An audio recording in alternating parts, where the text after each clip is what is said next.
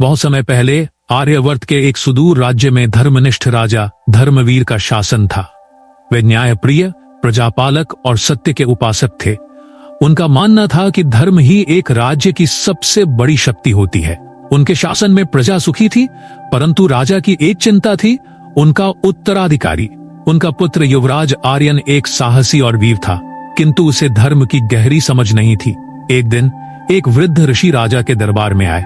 उन्होंने कहा, राजन, मैं देख सकता हूं कि आपका राज्य धन धान्य से संपन्न है, किंतु क्या आप सुनिश्चित हैं कि आपका उत्तराधिकारी धर्म के मार्ग पर चलेगा? राजा को यह सुनकर चिंता हुई। उन्होंने ऋषि से मार्गदर्शन मांगा। ऋषि मुस्कुराए और बोले, मैं तुम्हारे पुत्र की परीक्षा लेना चाहता हूँ। यदि वह धर्म और सत्य को समझ सका तो वह एक योग्य राजा बनेगा। राजा ने सहर्ष अनुमति दे दी। अगले दिन ऋषि ने युवराज आर्यन को बुलाया और 3 प्रश्न पूछे। 1. धन, शक्ति और धर्म में सबसे महान क्या है?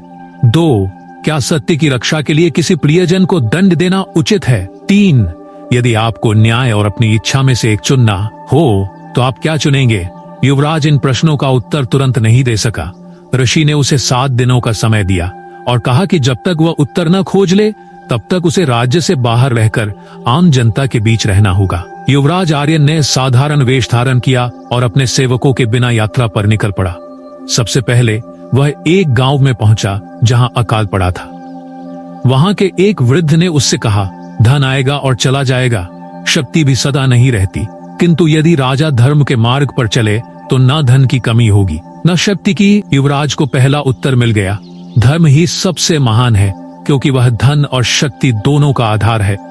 फिर वह एक नगर पहुंचा जहां एक व्यापारी को चोरी के आरोप में दंडित किया जा रहा था। व्यापारी का बेटा राजा का मित्र था।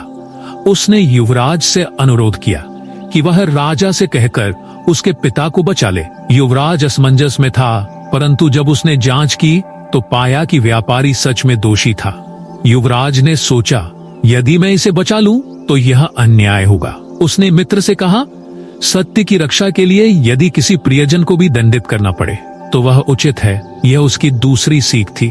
युवराज अपनी यात्रा के अंतिम चरण में एक गांव पहुंचा जहां 2 भाइयों में जमीन को लेकर झगड़ा था।